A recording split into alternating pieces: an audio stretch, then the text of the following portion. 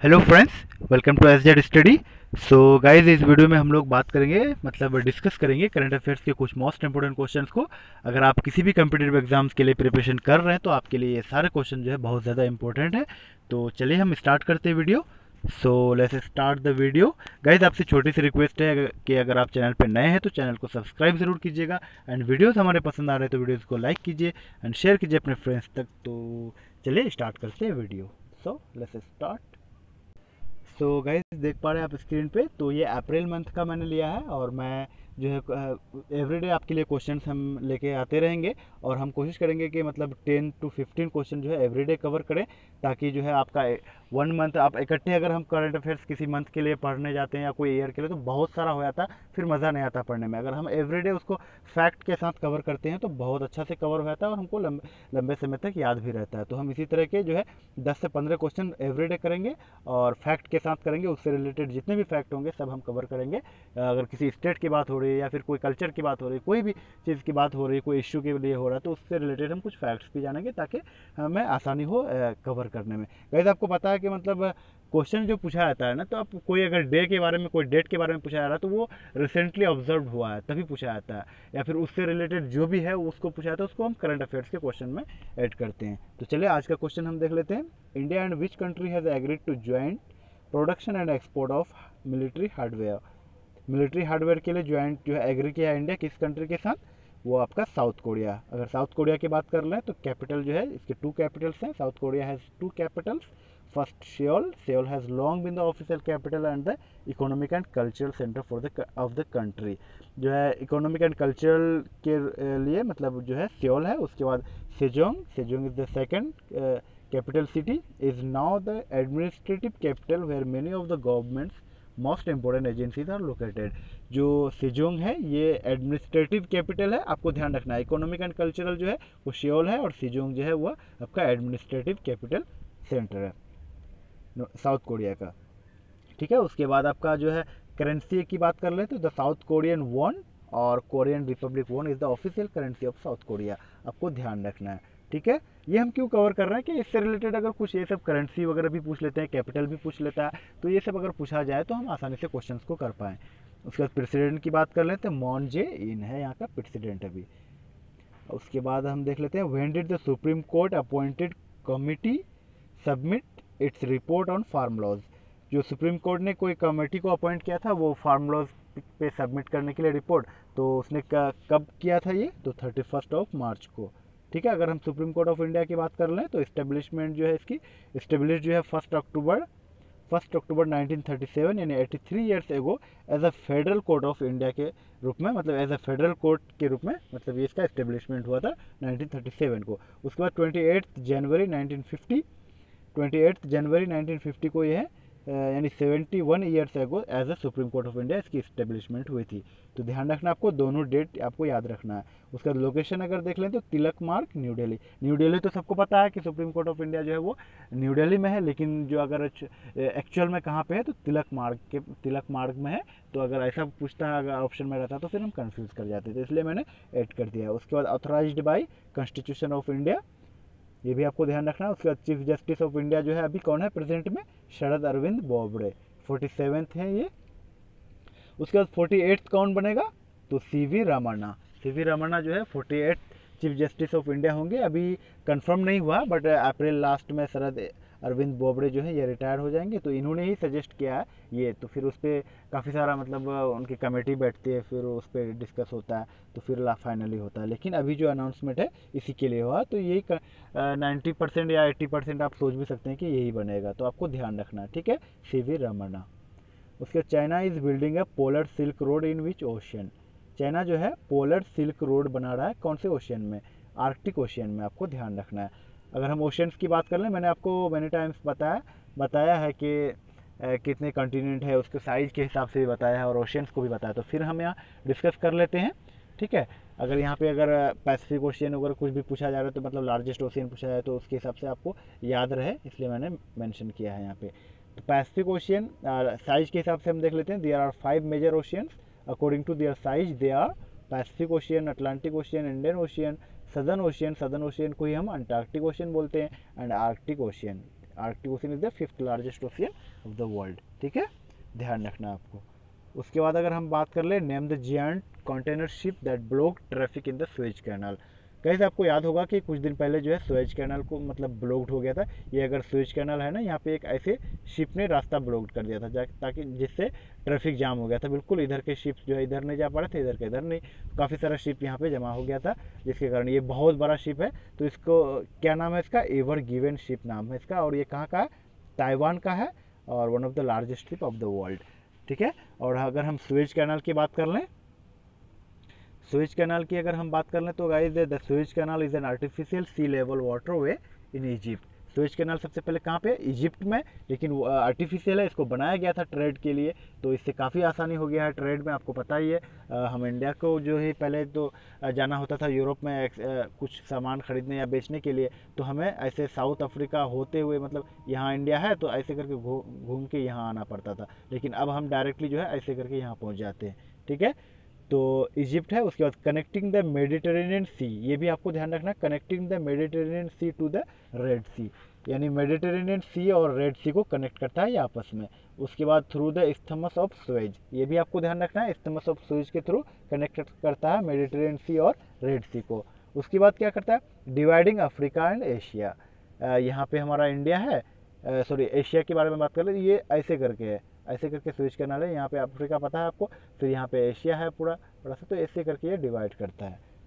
ठीक है, उसके बाद हम देख लेते हैं who has invited PM Narendra Modi to leaders summit on climate. Climate summit जो होने को है, तो उसमें जो कौन इनवाइट किया है पीएम नरेंद्र मोदी को भी, तो वो जो बाइडेन है जो कि यूएस प्रेसिडेंट है, उन्होंने हमारे नरेंद्र मोदी को भी इन्वाइट किया है। कैपिटल अगर हम बात कर लें यूनाइटेड स्टेट ऑफ अमेरिका की, जो बाइडेन के बारे में तो आपको पता चल गया कि अभी ये प्रेसिडेंट है यूनाइटेड स्टेट ऑफ अमेरिका की।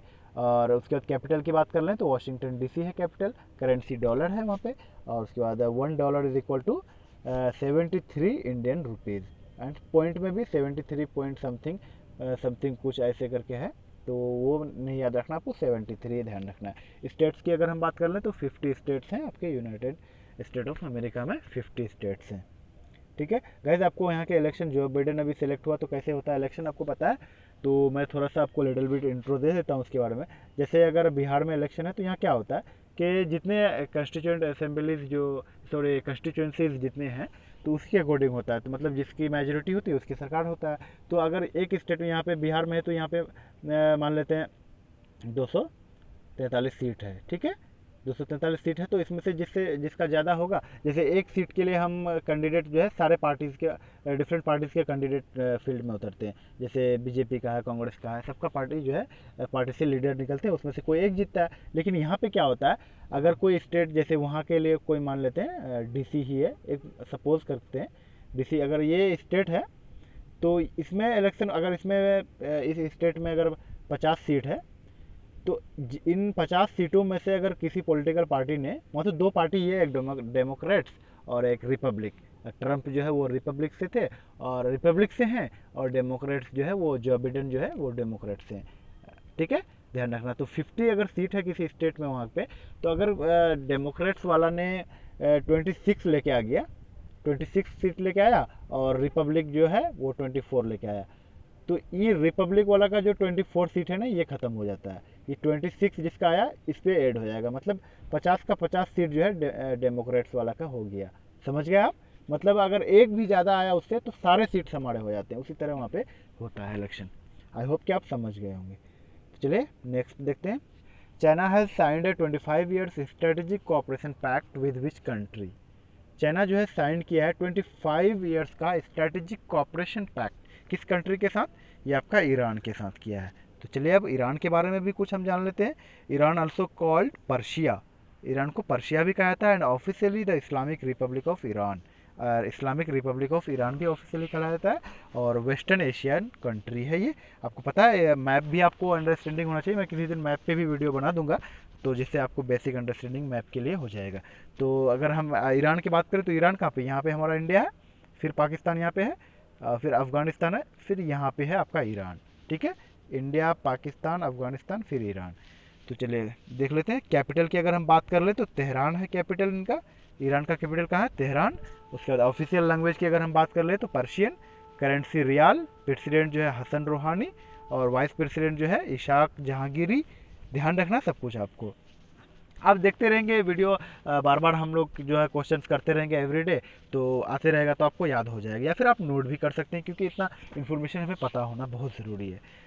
उसके बाद लेजिस्लेचर तो आपको याद करना ही करना, सारे कंट्रीज़ का मैंने वीडियो भी बनाया, उस पर आप जाके देख सकते हैं वीडियोज़ लिस्ट में। लेजिस्लेचर जो है वो इस्लामिक कंसल्टेटिव असेंबली करके वहाँ का लेजिस्लेचर है। उसका चीफ जस्टिस जो है वहाँ के अभी इब्राहिम रईसी हैं। ध्यान रखना आपको। Which date is observed as the world backup day every year. Question number 7 है ये। तो 31 मार्च जो है वर्ल्ड बैकअप डे के रूप में मनाया जाता है। और गाइज अगर आपको एवरीडे क्वेश्चंस चाहिए करंट अफेयर्स के लिए, इसी तरह 10 से 15 क्वेश्चन हम एवरीडे करने के बारे में आपको बोले हैं कि 10 से 15 क्वेश्चन हम लेके आएंगे, तो इस तरह अगर हम कर रहे हैं तो 30 डेज़ में काफ़ी सारा क्वेश्चन हो जाएगा, और हम लोग हर रोज़ सीखते जाएंगे कुछ ना कुछ। तो अगर आप चाहते हैं कि एवरीडे क्वेश्चन लेके आएँ, आपको मॉर्निंग में वीडियो मिल जाए करंट अफेयर्स का, तो आप कमेंट ज़रूर कीजिएगा इस पर, ठीक है। उसके बाद हम देख लेते हैं which of the following state launched I learn for community health officers.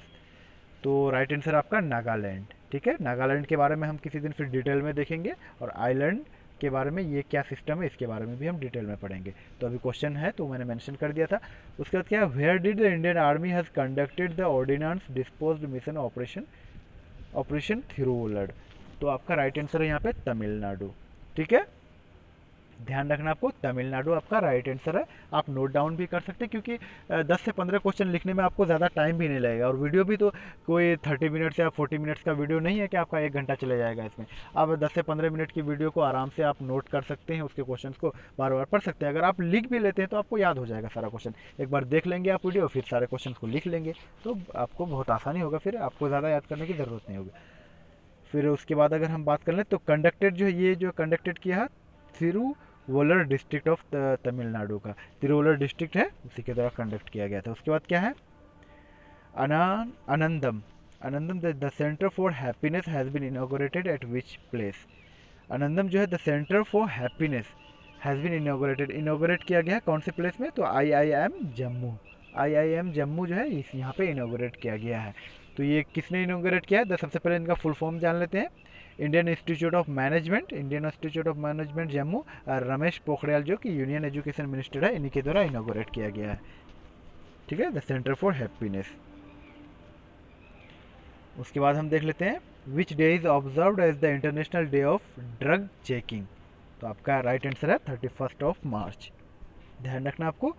Which film has won the best film award at the 66 film fair awards for the year 2021।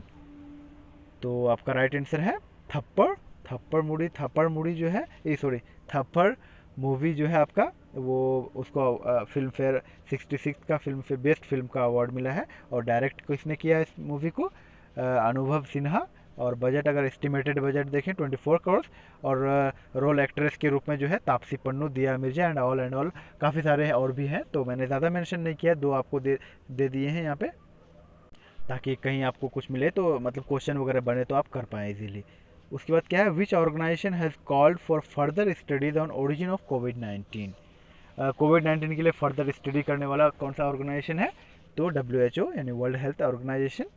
और उसके बाद अगर इसकी बात कर लें हम WHO की बात करें तो 7 अप्रैल 1948 को जो है इसका मतलब इस्टेब्लिशमेंट हुआ है। उसके बाद 72 ईयर्स एगो, और 7 अप्रैल को हम क्या मनाते हैं, कमेंट जल्दी से कमेंट कीजिए क्या मनाते हैं 7 अप्रैल को हम, तो वर्ल्ड हेल्थ डे भी मनाते हैं हम 7 अप्रैल को, ठीक है। हेडक्वार्टर आपका जेनेवा में है, स्विट्जरलैंड। उसके बाद हेड जो है अभी टेंडर्स अधर्नम करके डायरेक्टर जनरल भी है ये टेंडर्स अधर्नम करके जो है कोई हेड है इनका, ठीक है। उसके बाद World Bank has raised India's fiscal year 2022 GDP growth prediction to how much. Predict किया है वर्ल्ड बैंक जो है फिस्कल ईयर 2022 के लिए हमारा ग्रोथ रेट क्या है, वो 10.1% बताया है, ठीक है। ध्यान रखना आपको। How many Rafale fighter jets have reached India on 31 March. Right answer आपका 3 राफेल फाइटर जेट्स जो है आया है अभी, और कहाँ से आया, किससे आया, तो फिर हम नेक्स्ट वीडियो में अगर इसके लिए क्वेश्चंस मिलेगा तो फिर हम उस पर डिटेल में कवर करेंगे।